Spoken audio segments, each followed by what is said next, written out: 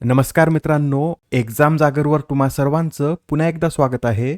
मित्रांनो, आजच्या चालू घडामोडीच्या सत्रात आपण नुकत्याच घडलेल्या घटनांवर आधारित MCQची प्रॅक्टिस करणार आहोत. यातील प्रत्येक प्रश्न महत्त्वाचा आहे. हे सर्व प्रश्न तुम्ही देखील सोडवण्याचा प्रयत्न करा. या प्रॅक्टिसचा येणाऱ्या एक्झाममध्ये तुम्हाला निश्चित फायदा होईल. आणि आजच्या व्हिडिओची PDF तुम्हाला एक्झाम जागर या टेलिग्राम चॅनलवर संध्याकाळी 6 वाजता उपलब्ध होईल. चला तर आपण आजच्या सत्राला सुरुवात करूया. पहिला प्रश्न पहा. मित्रांनो, आता 17 जुलै रोजी पंतप्रधान नरेंद्र मोदी यांनी पहिल्या हायड्रोजन ट्रेनला हिरवा झेंडा दाखवत याची सुरुवात केली. आपल्याला या प्रश्नात काय सांगायचंय, तरी जी हायड्रोजन ट्रेन आहे या हायड्रोजन ट्रेनला काय नाव देण्यात आलं हेच आपल्याला सांगायचंय. या प्रश्नाचं उत्तर आहे पर्याय क्रमांक 4, म्हणजेच या हायड्रोजन ट्रेनला नमो ग्रीन रेल असं नाव देण्यात आलं. काय नाव देण्यात आलं, तर नमो ग्रीन रेल या नावाने ही ट्रेन ओळखली जाईल. या ट्रेनमध्ये एकूण 10 डबे आहेत. त्यापैकी 2 हायड्रोजनवर चालणारे पॉवर कार तर 8 ट्रेलर डबे आहेत. याचा कमाल वेग किती, तर 110 किलोमीटर प्रति तास इतका या ट्रेनचा कमाल वेग आहे. व ही ट्रेन जींद ते सोनीपत अशा 89 किलोमीटरच्या मार्गावर धावेल.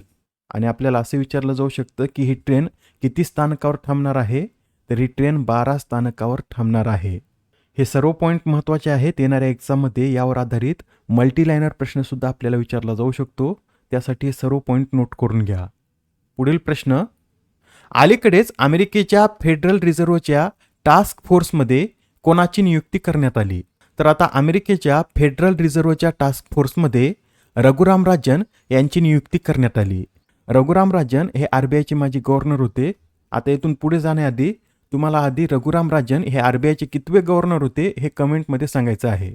बरं, रघुराम राजन यांची टास्क फोर्समध्ये कुठे नियुक्ती करण्यात आली, तर त्यांची या टास्क फोर्समध्ये बॅलन्स शीट पॉलिसी टास्क फोर्समध्ये नियुक्ती करण्यात आली. हा 5 सदस्यीय उच्चस्तरीय पुनरावलोकन कार्यदल आहे जो अमेरिकेच्या चलनविषयक धोरणाच्या संरचनेचे विश्लेषण करेल. रघुराम राजन यांच्याबरोबरच भारतीय मूळचे अर्थतज्ज्ञ राज चेट्टी व आशा शर्मा यांनाही या टास्क फोर्समध्ये समाविष्ट करण्यात आला आहे. बरं, रघुराम राजन हे RBIचे कितवे गव्हर्नर होते, तर ते RBIचे 23वे गव्हर्नर होते.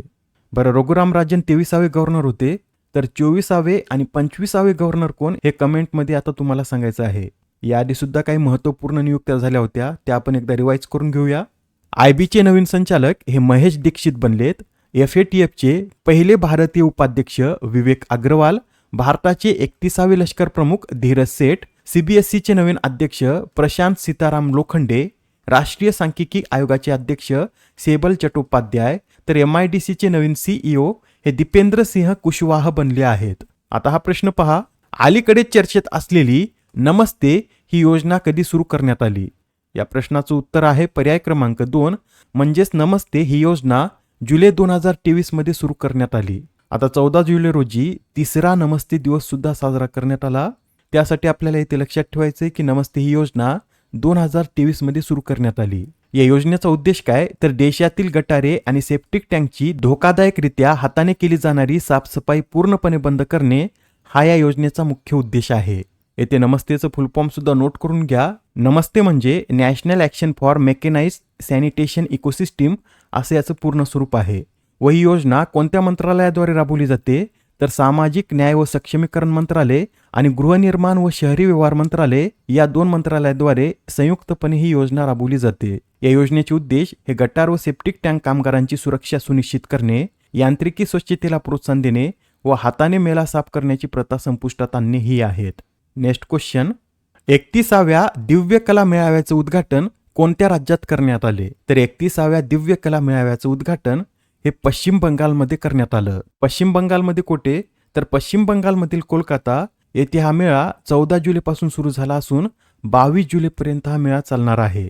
याचं उद्घाटन कोणी केलं, तर केंद्रीय सामाजिक न्याय व अधिकारिता मंत्री डॉक्टर वीरेंद्र कुमार यांच्या हस्ते याचं उद्घाटन करण्यात आलं.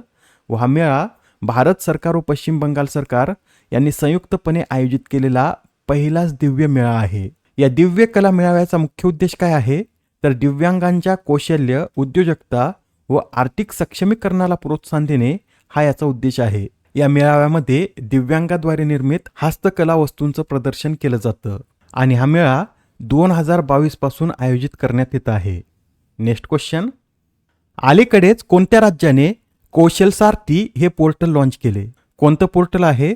तर कौशल सारथी असे याचं नाव असून हे पोर्टल उत्तर प्रदेश या राज्यानं लॉन्च केलं. उत्तर प्रदेशने कौशल सारथी बरोबरच कौशल सेतू हे पोर्टल जागतिक युवा कौशल्य दिनानिमित्त लॉन्च केली आहेत. यापैकी कौशल सारथीचा उद्देश काय? तर राज्यातील तरुणांना कौशल्य विकास कोर्सेसची माहिती देणे हा याचा उद्देश आहे. आणि कौशल्य सेतू हे पोर्टल प्रशिक्षण संस्थांसाठी सुरू केलेलं डिजिटल पोर्टल असून यात प्रशिक्षण संस्थांना नोंदणी आणि मंजुरीसाठी सहकार्य केलं जाईल. इथे उत्तर प्रदेश राज्याचा उल्लेख आला आहे, तर उत्तर प्रदेशविषयी हे सुद्धा लक्षात ठेवा. भारतातील 100वे रामसर स्थळ जयप्रकाश नारायण पक्षी अभयारण्य हे उत्तर प्रदेश याच राज्यात स्थित आहे. व अलीकडेच उत्तर प्रदेशने ग्रामीण भागातील ब्रॉडबँड कनेक्टिव्हिटी सुधारण्यासाठी प्रोजेक्ट गंगा सुरू केला आहे. व देशातील पहिले बासमती सेंद्रिय प्रशिक्षण केंद्र सुद्धा उत्तर प्रदेश याच राज्यात स्थापन करण्यात आलं. व भारतात सर्वाधिक आंतरराष्ट्रीय विमानतळ असलेलं राज्य कोणतं? तर उत्तर प्रदेश हेच आहे. व उत्तर प्रदेश याच राज्यात भारतातील पहिले राष्ट्रीय गाय संस्कृती संग्रहालय देखील स्थापन करण्यात आला आहे. पुढील प्रश्न, कोणत्या देशाद्वारे स्टॉर्म फायटर लॉयल विंगमन हा कार्यक्रम सुरू केला? तर हा जो स्टॉर्म फायटर लॉयल विंगमन कार्यक्रम आहे हा UK या देशाद्वारे सुरू करण्यात आला. या कार्यक्रमाअंतर्गत काय केलं जाईल? तर विमानांना संरक्षण देण्यासाठी व विमानांसोबत काम करण्यासाठी असे ड्रोन या कार्यक्रमाअंतर्गत विकसित केले जाणार आहेत. नेक्स्ट क्वेश्चन, भारतीय नौदलाद्वारे ऑपरेशन सदर्न रेडिनेसचं आयोजन कोणत्या शहरात करण्यात येणार आहे? तर जे ऑपरेशन सदर्न रेडिनेस आहे याचं आयोजन कोची या शहरात करण्यात येईल. हा सराव कधी आयोजित केला जाणार आहे? तर 20 जुलैपासून हा सराव आयोजित केला जाणार असून 23 जुलैपर्यंत हा सराव चालेल. हा एक बहुराष्ट्रीय युद्ध सराव आहे. बहुराष्ट्रीय म्हणजे या 2पेक्षा अधिक देश सहभागी होतील व याचं आयोजन भारतीय नौदल कंबाईंड मेरिटाईम फोर्सेस सोबत संयुक्तपणे करेल. या सरावात CMFच्या भागीदार देशामधील सुमारे 25 देशांचे नौदल अधिकारी सहभागी होणार आहेत.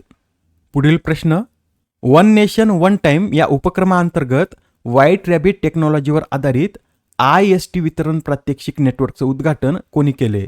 तर आता या वन नेशन वन टाइम उपक्रमाअंतर्गत व्हाईट रॅबिट टेक्नॉलॉजीवर आधारित IST वितरण प्रात्यक्षिक नेटवर्कचं उद्घाटन प्रल्हाद जोशी यांच्या हस्ते करण्यात आलं. याचं उद्घाटन त्यांनी कुठे केलं? तर बँगलोरमधील RRSL येथे त्यांनी याचं उद्घाटन केलं आहे. याचा मुख्य उद्देश काय? तर संपूर्ण भारतात एक समान आणि उच्च अचूकतेचे भारतीय प्रमाणवेळ प्रदान करणे हा या नेटवर्कचा मुख्य उद्देश आहे. आता हा प्रश्न पहा, भारताने संयुक्त राष्ट्र सुरक्षा परिषद 2028-29च्या उमेदवारीसाठी कोणता दृष्टिकोन सादर केला? तर आता भारताने 2028-29च्या उमेदवारीसाठी शांती हे विजन लॉन्च केलं आहे. या शांतीचा फुल फॉर्म काय? तर सेक्युरिंग holistic advancement through norms trust and integrity असा या शांतीचा फुल फॉर्म आहे. ही शांती विजन भारताचे परराष्ट्र मंत्री डॉक्टर S जयशंकर यांनी न्यूयॉर्कमधील संयुक्त राष्ट्र मुख्यालयात सुरू केली. आजच्या सत्रामधील शेवटचा प्रश्न पहा, दरवर्षी आंतरराष्ट्रीय नेल्सन मंडेला दिवस कधी साजरा केला जातो? तर हा जो आंतरराष्ट्रीय नेल्सन मंडेला दिवस आहे हा दरवर्षी 18 जुलै रोजी साजरा केला जातो. हा दिवस 18 जुलै रोजीच का साजरा केला जातो? तर 18 जुलै मंडेला यांचा जन्मदिवस आहे, यासाठीच हा दिवस 18 जुलै रोजी साजरा केला जातो. हा दिवस प्रथम 2010 मध्ये साजरा करण्यात आला होता. मंडेला यांच्याविषयी लक्षात ठेवा, मंडेला लोकशाही पद्धतीने निवडलेले पहिलेच राष्ट्राध्यक्ष होते. त्यांना 1993 मध्ये शांततेच्या नोबेल पुरस्काराने देखील सन्मानित करण्यात आलं होतं. त्यांचं निधन कधी झालं? तर 2013 मध्ये वयाच्या 95व्या वर्षी त्यांचं निधन झालेलं आहे. याबरोबर हा दिवस सुद्धा नोट करून घ्या. दरवर्षी 16 जुलै रोजी कृत्रिम बुद्धिमत्ता प्रशंसा दिन साजरा केला जातो. या आधीच्या सत्रात तुमच्यासाठीचा प्रश्न होता, रॉयल सोसायटीची फेलो मिळवणाऱ्या दुसऱ्या भारतीय महिला कोण ठरल्या आहेत? या प्रश्नाचं योग्य उत्तर आहे पर्याय क्रमांक 4 म्हणजेच डॉक्टर सौम्या स्वामीनाथन या रॉयल सोसायटीची फेलो मिळवणाऱ्या दुसऱ्या भारतीय ठरल्या आहेत. अशी फेलो मिळवणाऱ्या पहिल्या भारतीय कोण? तर गगनदीप कांग अशी फेलो मिळवणाऱ्या पहिल्या भारतीय आहेत. सौम्या स्वामीनाथन यांच्याबरोबरच मनिंद्र अग्रवाल यांना देखील ही फेलो मिळाली आहे. आजच्या सत्रामधील तुमच्यासाठीचा प्रश्न पहा, भारतातील पहिल्या स्पेस एक्सप्लोरेशन गॅलरीचं उद्घाटन कोणत्या शहरात करण्यात आलं? आता या प्रश्नाचं उत्तर कमेंटमध्ये देण्याचा प्रयत्न करा.